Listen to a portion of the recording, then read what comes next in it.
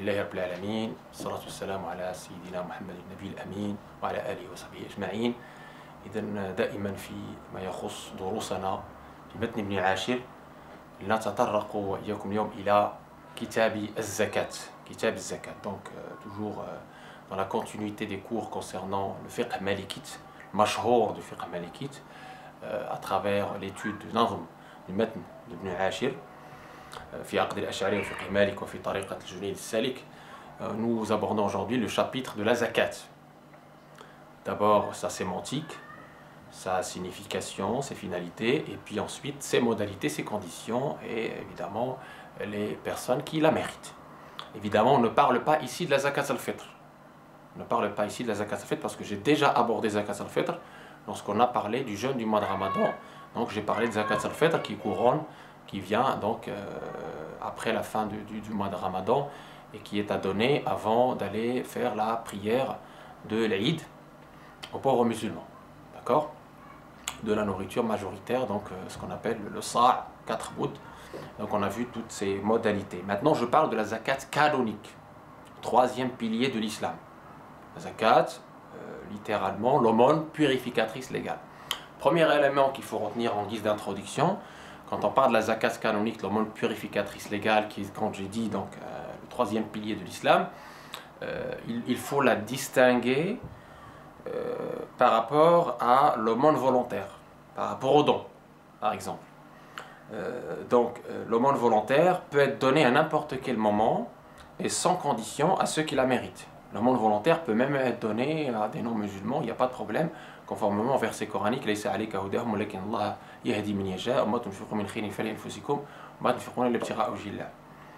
ce verset que je viens de citer en arabe a été révélé à l'occasion d'une question que les compagnons ont posée au prophète sur l'aumône en général.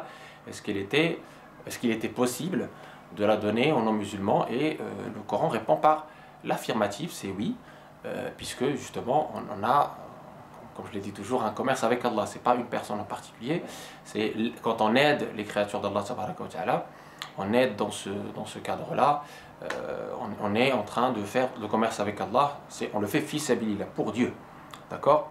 Et on le fait, l'aide ou l'entraide, elle est avec toutes les créatures, d'accord? Il n'y a pas de spécificité de religion ou d'ethnie ou quoi que ce soit. Quand on aide une créature d'Allah, Allah nous octroie les mérites, et il nous dit même dans le hadith du prophète le plus aimé chez Allah, c'est le plus utile à ses créatures. Il n'a pas dit il est plus utile aux musulmans ou aux croyants, il a dit il est plus utile à ses créatures. Donc maintenant, je distingue bien la zakat de l'aumône volontaire. D'accord? Puisque la zakat, comme j'ai dit, elle a ses conditions, ses modalités, et surtout, elle se distingue par ce qu'on appelle niya, l'intention. Ainsi, il faut au préalable émettre l'intention de donner la zakat, car les actes ne valent que par les intentions. L'intention, on l'a dit, on le répète à chaque fois, c'est une action du cœur. Niyatu fi'lul qalb, fi'lun min fi'lil qalb. Niya, هي اللي كتميز لنا بين الزكاة وبين الصدقة. Deuxième élément très important aussi par rapport à la zakat, ce qu'il faut comprendre, parce que la question se répète, il ne faut pas mélanger la zakat canonique donc, que vous donnez pour les 8 catégories qu'on va spécifier avec les impôts. Parce que beaucoup de gens nous disent ah bah tiens, ça y est, je paye mes impôts, donc j'ai pas de zakat à payer. Non, ça n'a absolument rien à voir. Les impôts que vous donnez, ça date pas d'aujourd'hui, hein, de toute époque, il y avait les impôts pour l'État. L'impôt que vous donnez, c'est de la solidarité. C'est de la solidarité, c'est pour que l'État puisse payer ses fonctionnaires, c'est pour qu'on puisse payer les écoles, les infrastructures, les hôpitaux, etc. Donc c'est pour un bénéfice bien particulier, c'est pour une utilité bien particulière, c'est ce que j'appelle les dépenses de solidarité. D'accord? Les impôts, ce n'est pas la zakat, ni dans leur modalité, ni dans leurs conditions, ni dans les destinataires. Il est évident que lorsqu'une personne paye ses impôts, c'est pas pour autant qu'il n'est plus redevable de sa zakat. D'accord? Donc on va voir tout de suite les conditions pour être redevable. Les gens qui sont éligibles à la zakat. يقول ابن عاشر فرضت الزكاة فيما يغتصب عين وحب وثمار ونعام في العين والأنعام حقت كل عام يكمل والحب بالإفراك يرام والتمر والزبيب بالطيب وفي الزيت من زيته والحب يفي وهي في الثمار والحب العشر أو نصفه إن آلة السقي يجر 5 أوسق نصاب فيهما في فضة قل 200 درهم 20 دينارا نصاب في الذهب وربع العشر فيهما وجب والعرض ذو التجري ودين من أدار قيمتها كالعين ثم ذو احتكار زكى لقبض ثمن أو دين عينا بشرط الحول للأصلين. Et donc Ibn Ashir nous résume, là j'ai cité quelques vers de Ibn Ashir, on va spécifier petit à petit donc les catégories, ce qu'on appelle le nisab, c'est-à-dire le quorum, et en d'autres termes la quantité minimale à partir de laquelle on est éligible à la zakat par catégorie. On va spécifier aussi une notion importante par rapport à la zakat qui s'appelle al-hawl, ou l'année lunaire. En d'autres termes, la date anniversaire à partir de laquelle vous donnez votre zakat, et ensuite à la fin on va spécifier les destinataires de cette zakat. Tout d'abord, comme j'ai dit, c'est un pilier de l'islam. Allah subhanahu wa ta'ala dans le Coran, à travers plusieurs versets, nous rappelle cette grande importance de la zakat. On dit au point même que Abu Bakr, le premier calife de l'islam, a même combattu ces personnes qui ont refusé de donner la zakat qu'il donnait, que le prophète m'a collecté. Très bien.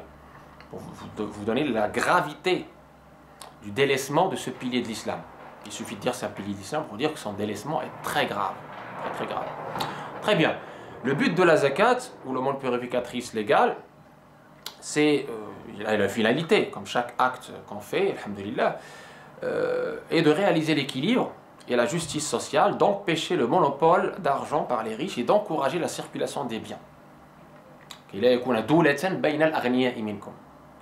En effet, le modèle économique islamique est différent du capitalisme et du communisme.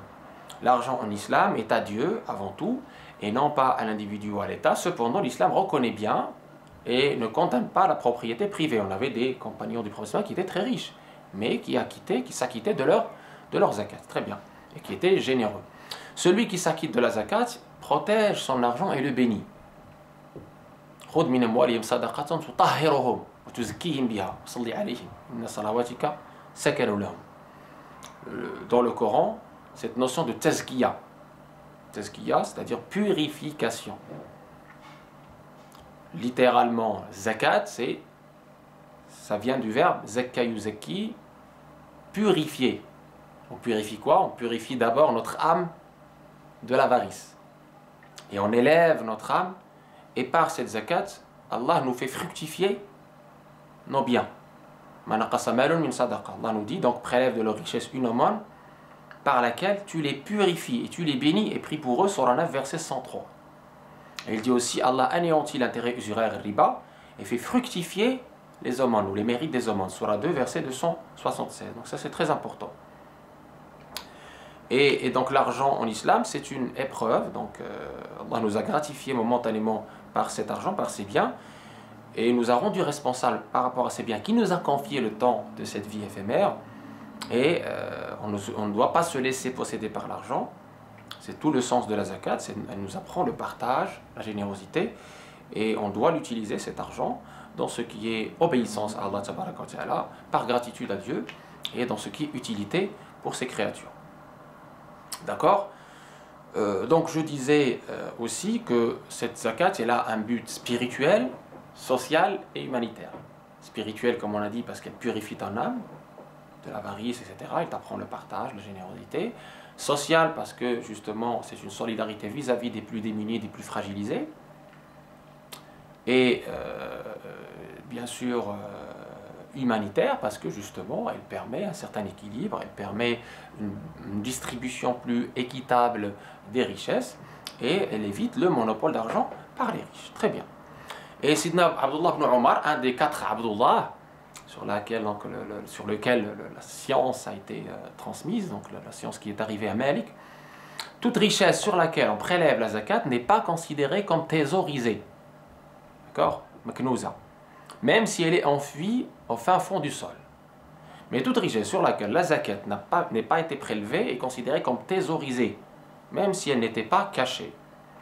En fait, celui qui thésaurise les biens et ne donne pas la zakat prescrite est concerné par le châtiment promis par Dieu dans le Coran à ceux qui thésaurisent l'or et l'argent.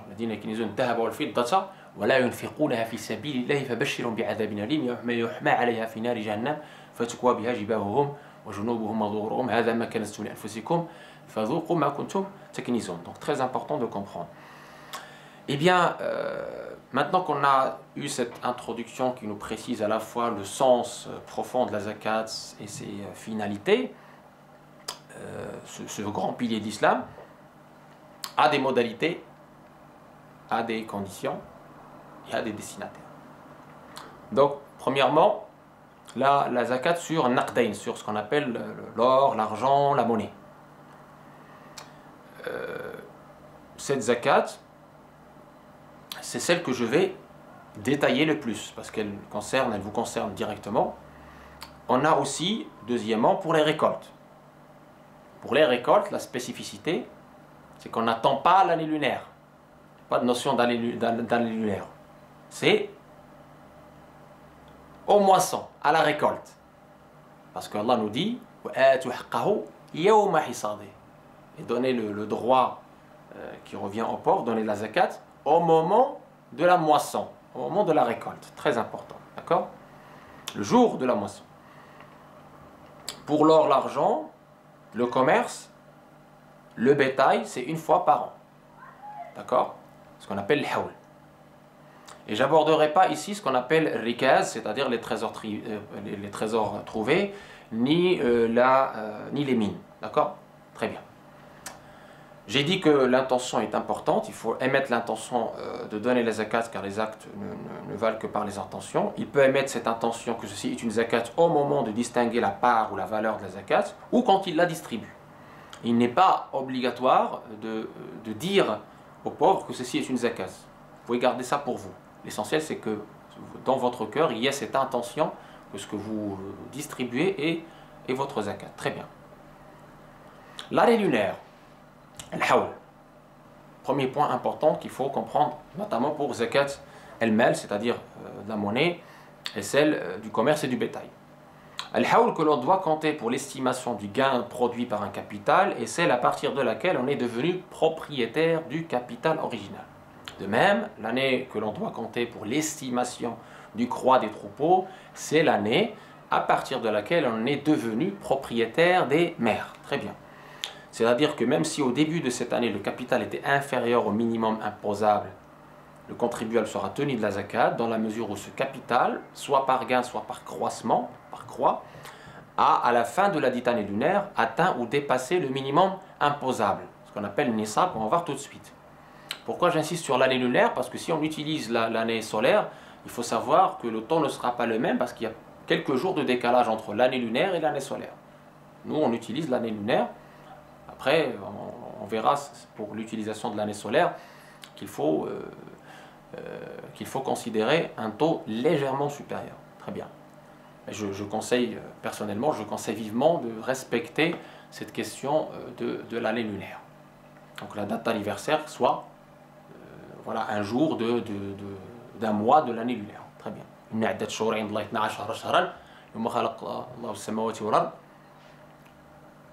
منها 4 حرم فلا تظلموا فيهن أنفسكم. Donc هنا 12 شهرا ديال الحساب القمري. Donc le nisab. Le nisab, c'est une deuxième notion clé pour la compréhension de la zakat, que je vais détailler pour la compréhension de calcul de votre zakat. C'est la quantité minimale à partir de laquelle on doit payer la zakat. Alors pour les céréales, les récoltes, et je passe rapidement parce que ça ne concerne pas beaucoup de gens ici dans la salle, le nisab est de 5 wasaq. Alors il y a une divergence sur l'équivalent en kilogrammes de ce wasaq. Dans une version, il s'agit d'environ, les 5 wasaq, c'est 653 kilos. Dans une autre, 518 kilos. 518 kilos et 400 grammes. D'autres estiment que c'est plutôt 800 kilos, d'autres précisent en fait qu'il s'agit, enfin ça dépend de la denrée. D'accord? Donc à peu près, on dirait une moyenne de 356 kg de ce que peut produire la terre, le minimum, par exemple l'orge, d'accord, sha'ir. Min adna ma tukhrijuhu al-ardu k'sha'ir, 356 kg وزنا min adna ma tukhrijuhu al-ardu k'ash-sha'ir. Donc, nisab pour les récoltes, pour les céréales. 5 wasaq, je viens de le préciser. Très bien. C'est-à-dire la quantité minimale à partir de laquelle on devient imposable. Il nous est obligatoire, on est obligé de payer la zakat à partir de cette quantité minimale. Nisab.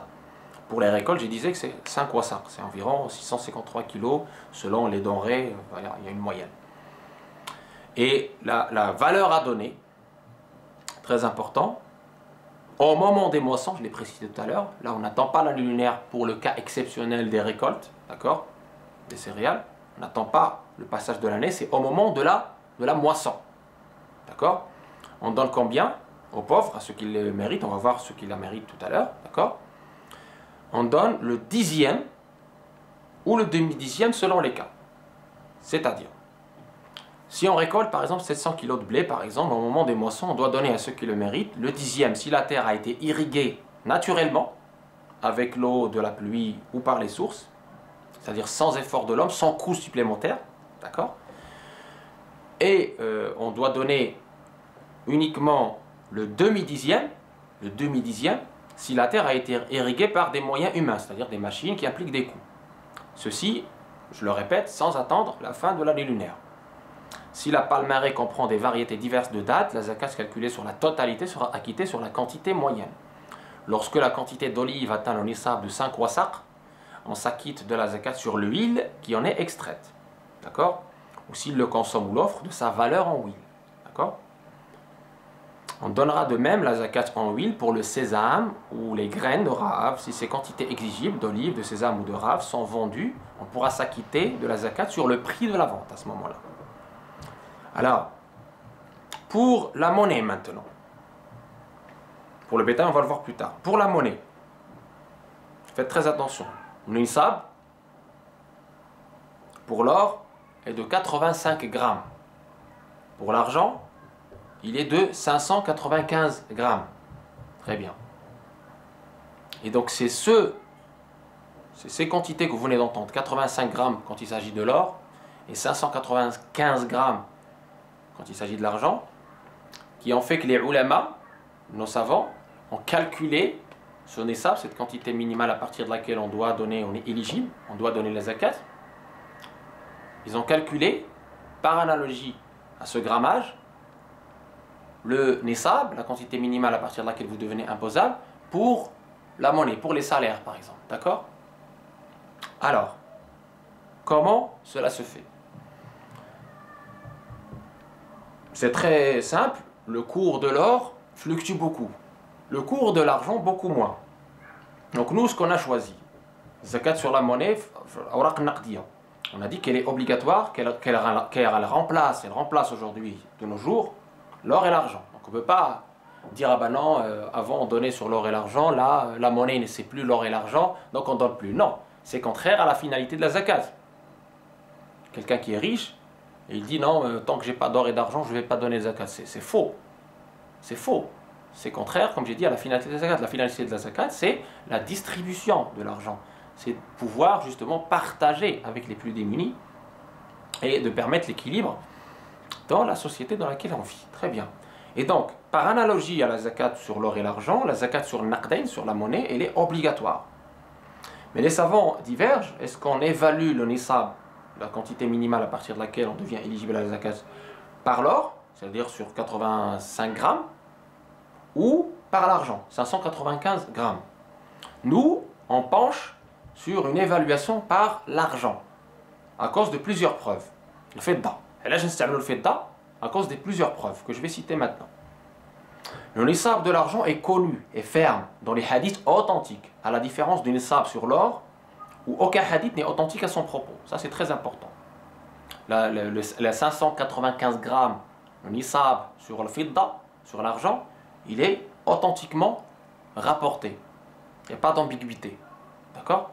Deuxième preuve, le nisab de l'or n'est connu qu'en se basant sur le qiyas, c'est-à-dire l'analogie, sur celui de l'argent. Troisième preuve, le nisab de l'argent jouit d'une unanimité des savants, alors que le nisab de l'or est sujet à divergence. Quatrième preuve, le prophète et ses compagnons se sont basés pour évaluer les choses volées, sariqa, msrouqat, sur la valeur de l'argent, fidda, pour connaître le nisab du vol qui exige la peine légale, que vous connaissez. Ça, c'est la quatrième preuve. Et la cinquième et dernière preuve, que je trouve la plus pertinente, c'est l'intérêt du pauvre. Maslahat al-miskin al-faqir. Puisque quand on utilise l'argent comme base du calcul de nisab, on est sur un nisab très bas. Par exemple, sur l'année 2013, pour la France, on a du 0,82 euros par gramme pour l'argent, fois 595 grammes, ce qui nous donne un nisab de 488 euros, 487,9 euros. Donc vous voyez, 487,9 euros au lieu de 3000 euros quand on utilise le calcul par l'or. Donc là, pour le bien du pauvre, dès que vous avez atteint 487 euros, d'accord, à peu près 488, puisqu'il s'agit, si on veut être précis pour l'année 2013, par rapport au cours de l'argent, 0,82 euros par gramme fois 595 grammes, ça nous donne 487,9 euros. Donc si vous avez atteint ce seuil, dans vos épargnes, qu'on va voir, dans vos comptes, etc., vous êtes éligible à la zakat. Vous devez donner la quantité qu'on va voir tout de suite, les 2,5%. D'accord? Très important. Très important. Donc voilà pourquoi nous optons pour le calcul du nisab en se basant sur le fidda, sur l'argent.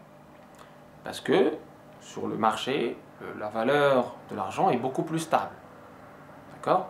Et on atteint un nisab très bas, ce qui est favorable pour le pauvre, parce qu'il permet à tout un chacun, tout de suite, de verser sa zakat, de ne pas attendre 3000 euros. D'accord? On est sur un nisab de 487 euros. D'accord? Dès que vous avez ça, sur l'année lunaire, vous donnez les 2,5%. Ça et plus. Donc supérieur ou égal. D'accord? Très bien. Est-ce que c'est clair? Donc on est sur un nisab basé sur le fidda pour les 5 preuves que je vous ai citées. Tout en respectant, en toute évidence, je précise ici, tout en respectant les ulama, les savants, qui ont choisi d'utiliser comme base pour le calcul du nisab l'or. Je respecte leur méthode de calcul. Je ne suis pas en train de vous dire qu'elle est fausse ou quoi que ce soit. Mais cette méthode que nous avons adoptée dans nombre de pays musulmans et que Doctrine Malikite a adoptée également, eh bien, la pertinence de son utilisation, elle est là. Et une des preuves les plus importantes que je vous ai citées ici, c'est l'intérêt même du pauvre. Très bien. Donc, alhamdoulilah, la différence est une richesse, c'est une miséricorde. Donc, je respecte la différence, mais je viens de vous citer les 5 preuves irréfutables par rapport à l'utilisation de cette méthode, c'est-à-dire de se baser sur l'argent. D'accord? L'argent, on a dit que son nisab est beaucoup plus authentique et effectivement bénéficie d'une unanimité des compagnons. Très bien. Donc, notez que le nisab doit être calculé après avoir purgé les dettes et avoir pourvu aux besoins essentiels, nourriture, habitat, instruction pour le père de la famille, machine, équipement pour l'artisan, d'accord? Et la dette n'annule en rien la zakat lorsqu'il s'agit de la zakat sur les grains, les fruits, le bétail. Au cas où la valeur des biens atteint le nisab légal au début de l'année lunaire, puis baisse au cours des mois qui suivent, puis remonte à la fin de l'année lunaire pour atteindre ou dépasser le nisab, les Malikites et les Hanafites ordonnent aux propriétaires de payer la zakat, mais les Shafi'ites et les Hanbalites mettent comme condition pour soumettre les biens à la zakat que le nisab soit atteint durant toute l'année lunaire sans interruption. D'accord? Pour l'or, l'argent, et pour tout ce qui est action commerciale ou la monnaie, ce qu'on a aujourd'hui, la valeur à donner après l'écoulement de l'année lunaire, si le nisab est atteint, à partir du moment où le nisab est atteint, comme j'ai dit là, les 487 euros, c'est le quart du dixième, c'est-à-dire 2,5%. 2,5%. Est-ce que c'est clair jusque-là? Très bien. Pour le naqdayn, c'est clair. Très bien. Pour le commerce, il est à noter que pour calculer la ligne lunaire, le bénéfice est ajouté au capital d'origine, même si le capital était au-dessous du nisab, au début de l'année. D'accord? Ça, c'est très important. Puisque dans le commerce, en fait, on va considérer le moment, d'accord, du capital. D'accord? Même si le capital était en dessous du nisab. Très bien. Par contre, pour les salaires et pour l'argent que vous avez sur vos comptes, je dis bien vos comptes, tous les comptes, d'accord? Si vous avez, imaginons le nisab aujourd'hui, là, on est à la fin du mois de Ramadan, imaginons que ce soit votre date d'anniversaire, donc j'incite chacun à choisir une date d'anniversaire en fonction de son nisab et de l'utiliser pour toujours. Comme ça, il n'y aura pas de confusion. Cette date anniversaire, imaginons que ce soit aujourd'hui, d'accord? Vous avez commencé à travailler aujourd'hui, il y a de l'argent qui rentre, alhamdoulilah. Vous avez, imaginons, 400 euros, 487 euros, juste le nisab aujourd'hui. Dans quelques mois, vous allez atteindre 1000 euros. Et à la fin de l'année lunaire, imaginons que vous avez moins de 487 euros. Là, il n'y a pas de zakat. Parce que le nisab, la valeur sur laquelle l'année a tourné, elle est inférieure au nisab. Maintenant, un autre cas. Imaginons un autre cas. Je donne toujours des exemples pour que ça soit bien clair. Imaginons que vous avez atteint le nisab aujourd'hui, ce qui est votre date d'anniversaire. Vous venez de commencer de travailler, très bien. 3 mois plus tard, vous avez 1000 euros. Alhamdoulilah, qui après purge de vos dépenses, etc. Ce qui vous reste, hein, l'épargne. Très bien. Et vous comptez tous vos comptes. Hein. Et on a dit que la dette, qui est chez l'autre, on ne la compte pas. Il faut d'abord qu'elle rentre. Pour nos malikites, on ne la comptabilise pas. Il faut d'abord qu'elle rentre.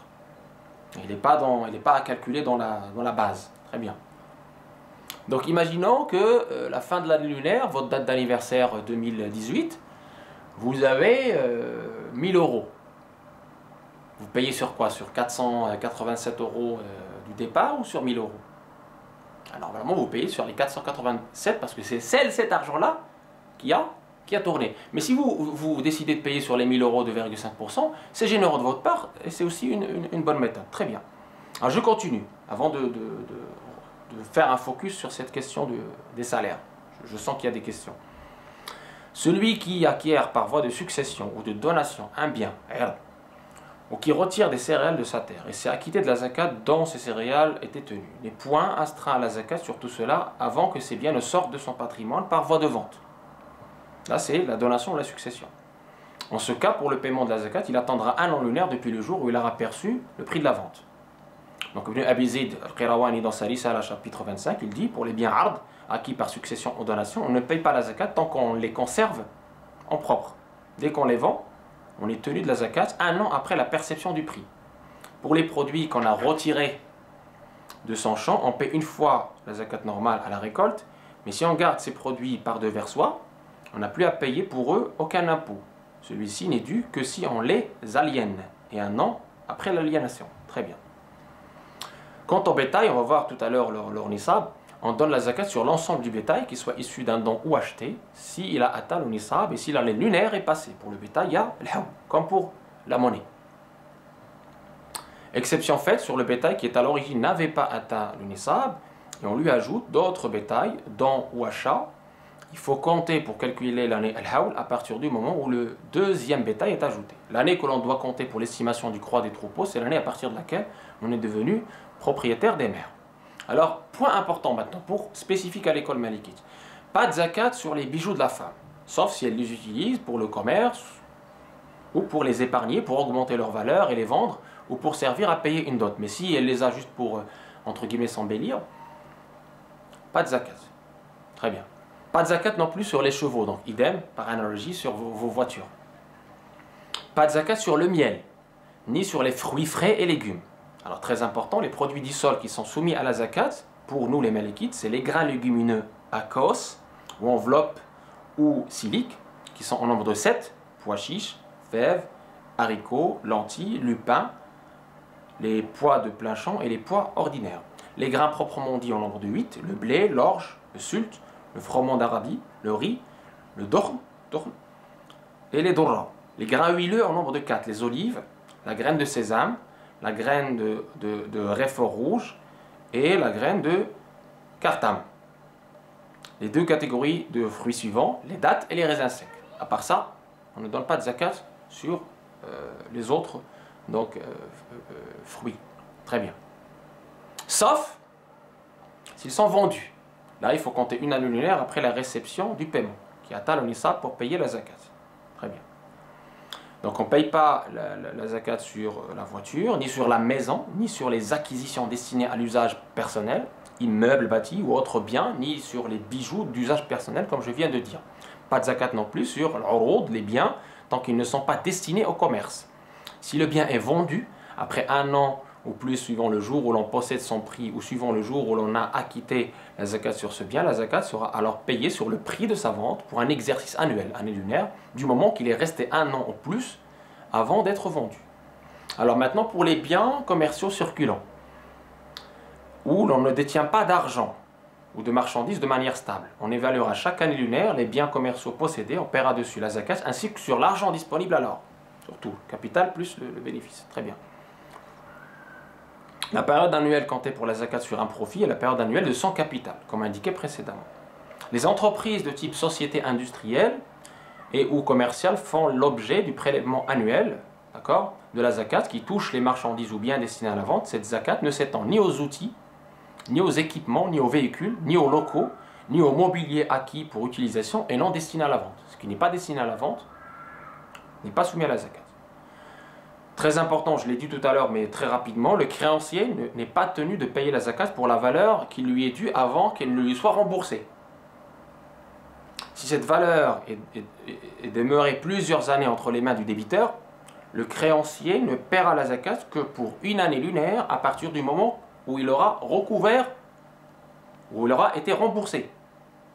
À partir de ce moment-là, elle devient sa propriété, elle passe chez lui une année et paye la zakat. Mais avant, elle est chez l'autre, il ne paye rien. Ça, c'est pour l'école malikite. Il en va de même pour les biens ard destinés au commerce de spéculation. Ce commerce se différencie du commerce courant en ce que l'on attend pour vendre les marchandises une hausse considérable des prix. C'est en somme de l'accaparement. Il est illicite s'il n'a pas pour effet de priver les musulmans du nécessaire et ne concerne pas l'alimentation et les produits essentiels, et s'il ne produit pas un mal ou une trop forte augmentation du prix. En général, l'ihtikar chez Malik, il n'est pas bon. D'accord, ce qu'on appelle le stockage spéculatif. Et donc pour cela, le propriétaire n'en paiera pas la zakat avant de les avoir vendus. Si la créance ou les biens commerciaux, l'urud, sont issus d'héritage, la zakat exigible sera due l'année lunaire suivant ce qui a été encaissé de ceci. D'accord? Très bien. Et donc je termine ce chapitre de la zakat en général, ce qu'on appelle comment calculer, puis le nisab, etc. Sur une question très importante. Donc des gens nous disent, écoutez, on entend par-ci par-là qu'on ne donne pas la zakat sur les salaires perçus. Et on nous dit que c'est une valeur volatile et qui n'existait pas au temps du prophète l'islam. Car au premier temps de l'islam, les grands revenus, les grandes richesses, c'était le commerce, l'or, l'argent, le bétail, les récoltes. Et le verset coranique qui promet le châtiment à ceux qui gardent les richesses et ne veulent pas les dépenser concerne plutôt l'or et l'argent. Ça, c'est la question. Nous, on répond à cette question. On dit, il faut savoir que la zakat sur les salaires et revenus, en dehors du revenu commercial qui a été déjà traité, est sujette à divergence entre les savants. Les anciens savants traditionnalistes disent, pas de zakat sur les revenus, quel que soit son montant, sauf si le nisab est atteint, comme on vient de le dire. Et l'argent reste supérieur ou égal au nisab. Le nisab qu'on vient de mentionner, notamment sa relation avec l'or et l'argent. Très bien. Chez les Hanafites, je disais, sauf si le nisab est atteint et l'argent reste supérieur ou égal au nisab durant une année lunaire, donc c'est ce qu'on appelle l'épargne. Chez les Hanafites, si le nisab est atteint au début et à la fin de l'année lunaire, on paye à ce moment-là la zakat. Au cas où la valeur des biens atteint le nisab légal au début de votre année lunaire, puis baisse au cours des mois qui suivent, puis remonte à la fin de l'année pour atteindre ou dépasser le nisab, les Malikites et les Hanafites ordonnent aux propriétaires de payer la zakat. Mais les Shafi'ites et Hanbalites mettent comme condition pour soumettre les biens à la zakat que le nisab soit atteint durant toute l'année lunaire sans interruption. D'accord? Les savants, beaucoup, considèrent qu'effectivement, d'autres pensent que cette zakat, pour beaucoup de contemporains que j'ai côtoyés, qu'il faut donner cette zakat dès la réception du salaire, après déduction des dépenses essentielles et charges dues, c'est-à-dire une espèce d'étalement, finalement. peut faire un échéancier de zakat, mais sans pour autant dépasser l'année lunaire, dépasser l'échéance. On peut faire un étalage, une espèce d'échéancier, on dit voilà, chaque mois on paye une partie. À ceux qui la méritent, bien sûr, on va voir ceux qui la méritent. Donc, il considère qu'il faut donner de la zakat dès réception du salaire, après déduction des dépenses essentielles et charges dues, sans attendre l'écoulement de l'année, sauf si cette somme est au-dessous du nisab, bien sûr. Si donc le nisab n'est pas atteint, il accumule toutes les sommes nettes mensuelles et donnera la zakat à la fin de l'année lunaire si cette somme finale atteint le nisab. Si les salaires sont consommés ou que cette somme finale n'atteint pas le nisab, il n'y a pas de zakat à payer. L'argent des salaires, en effet, est de l'argent utile, qu'on ne peut pas exclure de la zakat canonique. Et on privait les pauvres et nécessiteux. Cela irait à l'encontre même de la sagesse et de la finalité de la zakat. Comme vous le savez, la monnaie implique une richesse qui peut même dépasser les richesses des récoltes, du bétail, de l'or et de l'argent. Donc une analogie est faite avec la zakat sur l'or et l'argent pour le calcul de cette zakat, sur les salaires et revenus. Donc considération des deux paramètres qu'on a cités, el haoul, l'année lunaire, el nisab, la quantité minimale, à partir de laquelle on donne la zakat, ce qu'on appelle le quorum. On retient donc l'avis majoritaire qu'on détaille de suite. Donc Mayyar al-Maliki, dans son Sharh du Matn ibn Ashir, dit en parlant des profits, salaires, en dehors du commerce et des récoltes, si le premier profit n'atteint pas le nisab et s'il perçoit un deuxième profit ensuite qui permet par sommation avec le premier d'avoir le nisab, la date d'acquisition de ce deuxième profit sera son début d'année lunaire. Si par contre ce deuxième profit ne permet pas cela et que le troisième profit permet par sommation avec les deux premiers d'avoir le nisab, ce sera la date d'acquisition du troisième profit qui sera son début d'année lunaire. Si la personne possède une somme d'argent inférieure au nisab au mois de Muharram par exemple, puis au mois de Rajab de la même année, il possède une autre somme d'argent qui n'est pas le fruit de la première, qui lui permet d'atteindre ou dépasser le nisab, on l'a sommement à la première, l'année lunaire, le haoul, à considérer celle à partir de Rajab, non pas Muharram, dans ce cas, car c'est en ce mois qu'il a atteint le nisab, quantité minimale à partir de laquelle on est éligible. Si cette personne perd ou dépense l'argent du mois de Muharram avant Rajab de l'année suivante, une fois ce mois de Rajab arrivé, cette personne n'aura pas à donner les zakat, car il n'aura pas le nisab. Ibn al-Qasim, le grand malikite, grand savant malikite, affirme qu'il faut que les deux montants, les deux profits qui n'avaient pas atteint le nisab, mais dont la somme atteint le nisab, soient en possession de la personne et que toute l'année lunaire passe à partir du moment où le nisab est atteint, pour que les zakat soient obligatoires à ce moment-là. Si la personne reçoit une nouvelle somme après celle qui a atteint le nisab, cette somme qu'il a reçue aura son année lunaire à elle, indépendant de la première, pour le calcul de la zakat la concernant. Même si cette somme est au-dessus du nisab, car la somme d'avant avait atteint le nisab. Il en est de même pour toutes les sommes perçues ultérieurement. Chacun aura sa propre année lunaire. D'accord? Donc dans le mal mustafad, ce qu'on appelle le mal mustafad, les profits, on inclut les revenus et le salaire. Et Muawiyah ibn Abi Sufyan prélevait la part de la zakat des salaires et des fonctionnaires et des soldats. D'accord? Il faisait ce qu'on appelle aujourd'hui le prélèvement à la source. Le commandant des croyants Omar ibn Abdel Aziz le faisait également. Ça, c'est un ijtihad que ces deux gouverneurs, que ces deux califes ont fait. Très bien. L'avis qu'on retient est la méthode de calcul pour simplifier à tout le monde. D'accord?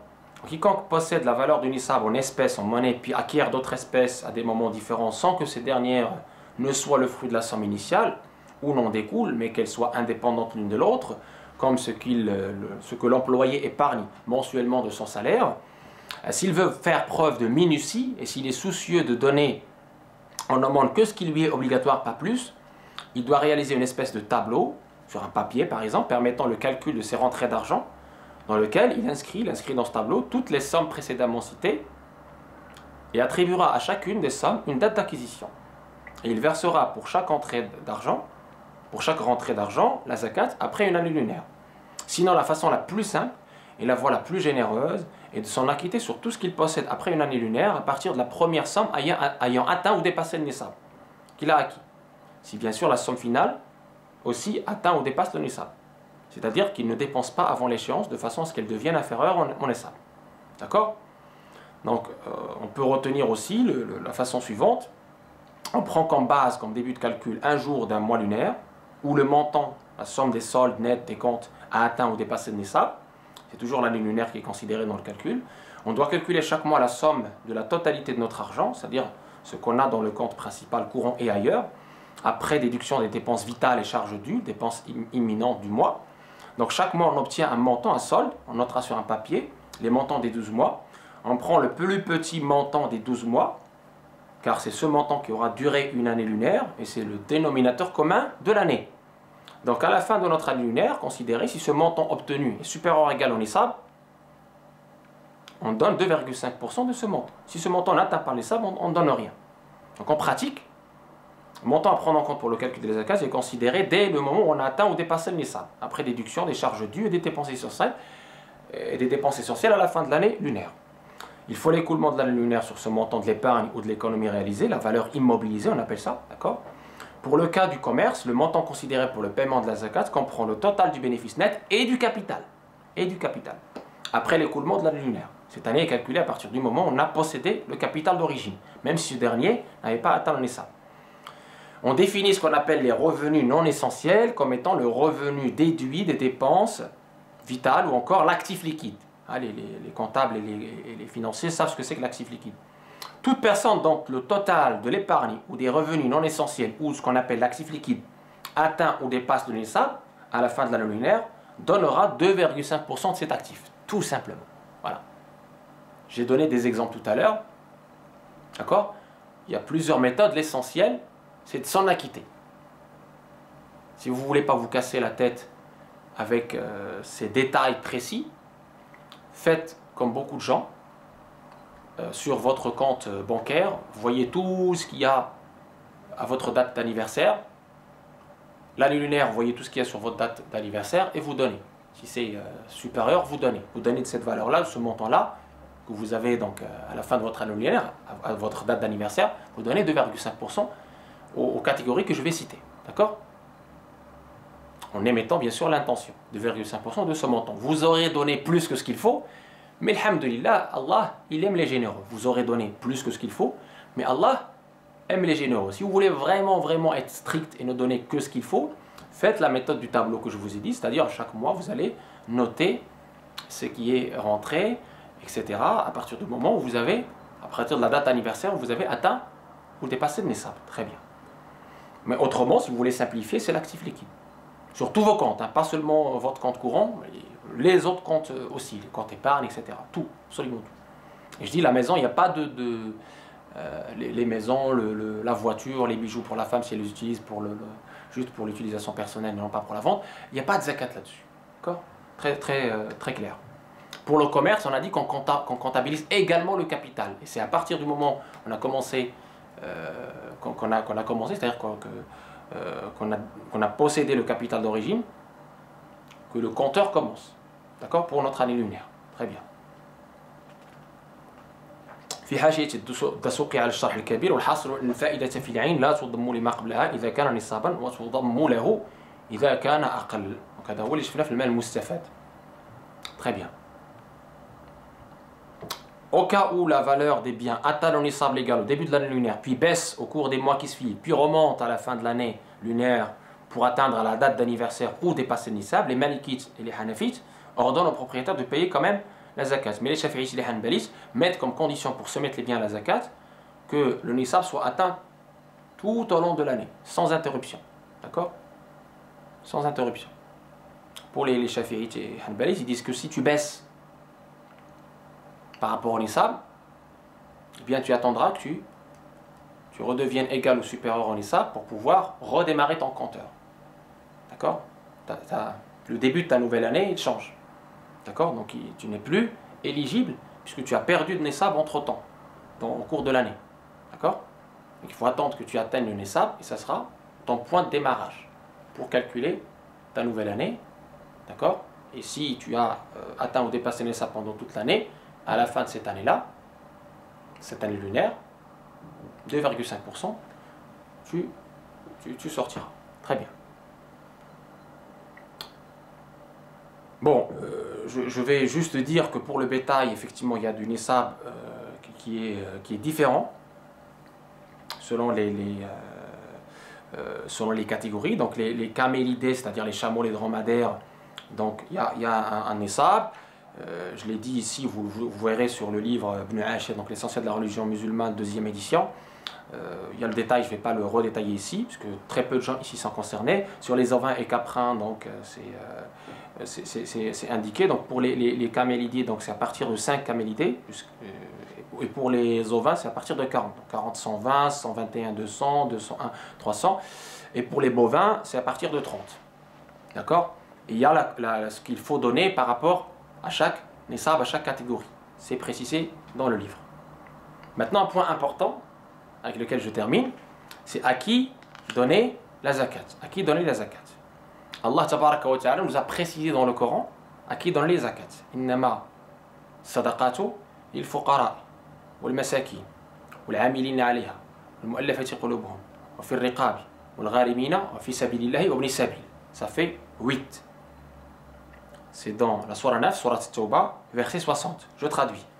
Allah nous dit dans le Coran, par rapport au destinataire de la zakat, de l'aumône purificatrice légale, c'est-à-dire la zakat, canonique, le troisième pilier de l'islam, les aumônes ne sont destinés qu'aux pauvres, aux indigents, aux agents qui y sont affectés, on va expliquer chaque notion, à ceux qui ont été ralliés à la cause de l'islam, à racheter la liberté des gens, à les acquitter de leurs dettes, dans le sentier de Dieu et à la transit de passage. Ça fait 8 catégories, 8 destinataires, 8 catégories de destinataires. Très bien. On va détailler chacun. Là, c'est la zakat canonique, je le précise. Il ne faut pas mélanger avec la zakat al-fitr. La zakat al-fitr, c'est on donne aux pauvres. C'est tout. Il y a le pauvre musulman. D'accord? Faqir. Miskin. D'accord? Zakat al-fitr, c'est très simple. Donc les 5 euros, par exemple, cette année, c'est 5 euros. Avant d'aller à la prière de la fête, on donne 5 euros aux pauvres musulmans. Sa', 4 mouds. Très bien. De la nourriture majoritaire. Là, on ne parle pas de ça. Là, on parle des 8 catégories de la zakat canonique, ce qu'on a précisé, c'est-à-dire le bétail, les récoltes, la monnaie, l'argent, les salaires, le commerce, etc. D'accord? C'est de cela dont on parle ici. Vous avez bien fait la distinction. Très bien. Barakallahu fikum. Et donc, on va préciser chaque catégorie. Mais juste en amont, je dis que la zakat est donnée de préférence et prioritairement aux proches qui sont dans le besoin. D'accord? Il y a fil muqarrabina awla. Innaha silatun wa sadaqatun. Parce que ça permet de renouer le lien et en plus de donner l'aumône. Si, et seulement si, s'ils n'arrivent pas à avoir ce qui leur suffit dans l'année. C'est la définition du pauvre, le faqir, dans la doctrine malikite. Ils doivent manquer au moins d'une partie de l'indispensable pour vivre une année, ou de ce qui suffit aux dépenses communes d'entretien. D'accord? Elle ne peut pas être donnée, quand je parle des proches, elle ne peut pas être donnée aux personnes qui sont légalement à notre charge. D'accord? Comme nos parents ou nos enfants. On ne peut pas leur donner de zakat parce qu'ils sont légalement, obligatoirement à notre charge. On doit entretenir nos enfants et on doit entretenir nos parents. Donc on ne peut pas leur donner la zakat pour fuir cette responsabilité. D'accord? On ne peut pas la donner non plus à ceux qui sont à la charge obligatoire de quelqu'un qui est aisé et qui est capable de subvenir à leur nafaqa, à leurs dépenses. D'accord?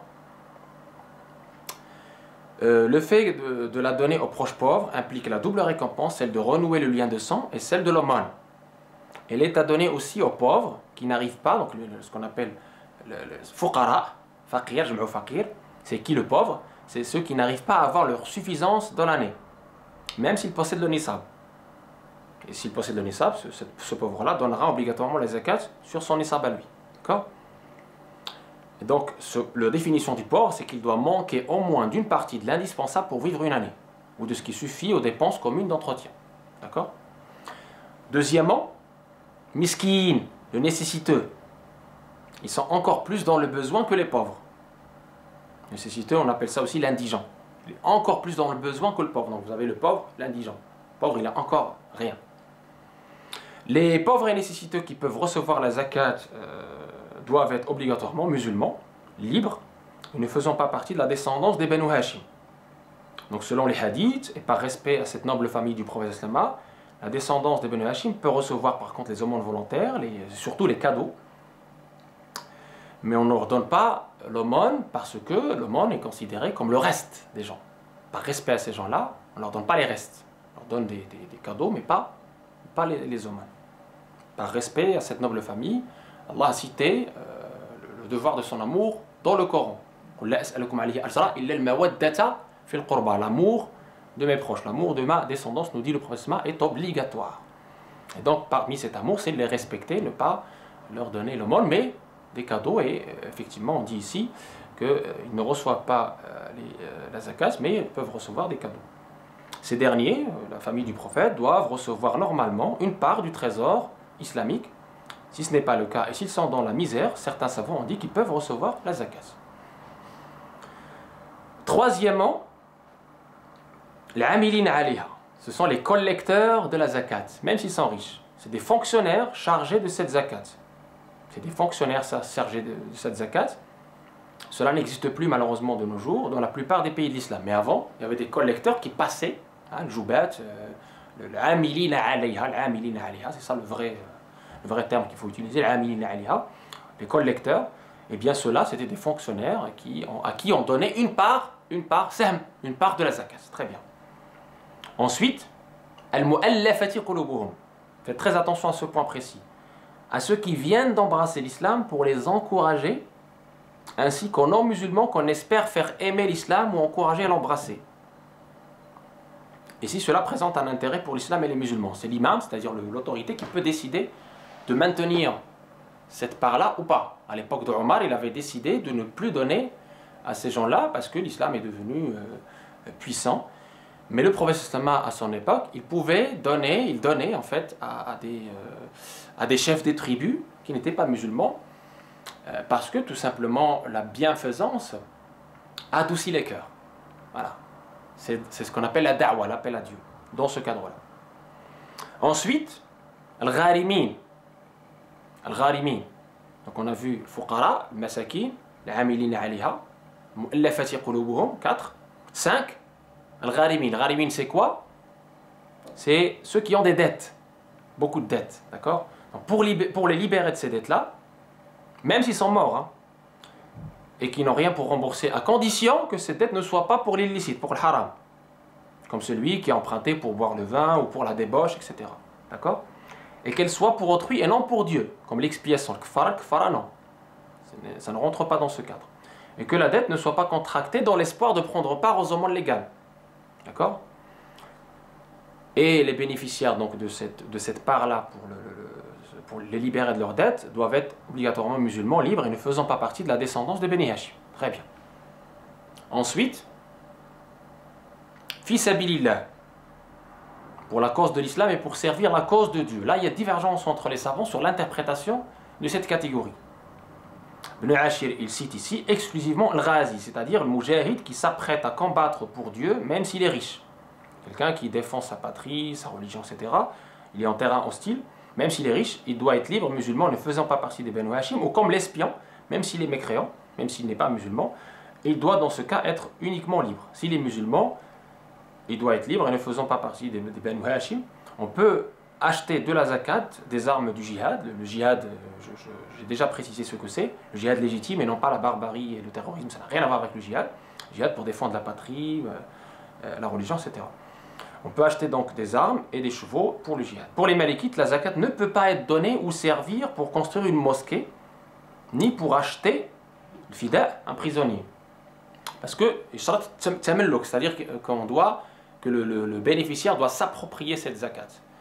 Bien que certains savants, pour le cas de l'Europe, ont autorisé de donner la zakat pour la construction des mosquées, parce qu'on n'a pas ici en Europe une autorité centrale, une espèce de ministère des Habous et des affaires islamiques, qui peut justement s'occuper de cette tâche. Donc, par absence de cette autorité, les savants malikites ici, pour la France et l'Europe, ont permis quand même de donner cette zakat pour construire une mosquée.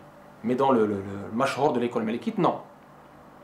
On ne la donne pas. Fisabilillah, ça ne veut pas dire pour construire une mosquée. Fisabilillah, c'est exclusivement le ghazi, c'est-à-dire qui est en terrain hostile pour la cause noble et juste du djihad. Avec ses conditions et ses modalités, comme je l'ai déjà précisé. C'est pas n'importe quoi, non, parce qu'on entend tout et n'importe quoi sur cette notion du djihad. Très bien. Et l'étranger du passage, l'étranger de passage, Ibn Sabil, qui est loin de sa famille et de son argent. Il doit être obligatoirement musulman, libre, ne voyageant pas pour l'illicite et ne faisant pas partie de la descendance de Banu Hashim. On lui donnera ce qui lui permet de l'aider à regagner son pays, s'il ne peut pas emprunter. S'il trouve quelqu'un qui lui prête de l'argent et qu'il est riche dans son pays pour rembourser cela, on ne lui donnera pas. D'accord? D'autres disent, il y a une divergence, d'autres disent qu'on peut lui donner quand même. Ibn al-Qasim préfère qu'on lui donne. Il est détestable de dire aux pauvres et nécessiteux qu'il s'agit de la zakat lorsqu'on leur donne cela, car cela va les blesser. Vous voyez l'élégance de notre belle religion.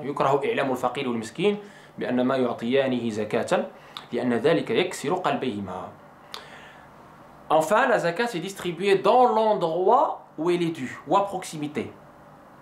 Et non pas à une distance du qasr au plus. On a vu ce que c'est que le qasr, c'est 80 km et plus. Il ne doit pas dépasser les 80 km. Pourquoi? Parce que la finalité de la zakat, c'est propager en fait et partager les richesses déjà autour de nous, avant d'aller plus loin. C'est ça la finalité. C'est d'abord dans l'endroit où on vit, permettre un certain équilibre, permettre un certain partage, une solidarité. D'accord? Très important. Cependant, selon le Hanafite, si les proches qui la méritent habitent un autre pays, une autre ville, dans ce cas, elle peut leur être envoyée. Selon les Malikites, elle ne peut être transportée vers l'autre ville que si les gens dans l'endroit de destination en ont plus besoin, d'accord? On transportera alors la majorité à eux dans ce cas. En considérant la divergence des savants à propos de ces derniers points, on conclut qu'on ne donnera la zakat en dehors du pays où elle est obligatoire que s'il y a surplus dans ce dernier. D'accord? Rappelons-le, le cas de Sidna Omar al-Khattab ou de Sidna Omar al-Abdelaziz, les deux Omar, il y a eu un surplus. Donc à Médine, on ne trouvait plus de pauvres ou d'indigents. Alhamdoulilah, ça fait partie des barakats de la zakat. Ou que les gens dans le deuxième pays, c'est-à-dire l'autre pays loin, en ont plus besoin. D'accord? Donc c'est très important de bien comprendre cela. Donc, par rapport à ces catégories de personnes à qui on donne la zakat, ces 8 catégories spécifiées dans le Coran, qui sont bien précisées, eh bien, on peut donner à chacun une part.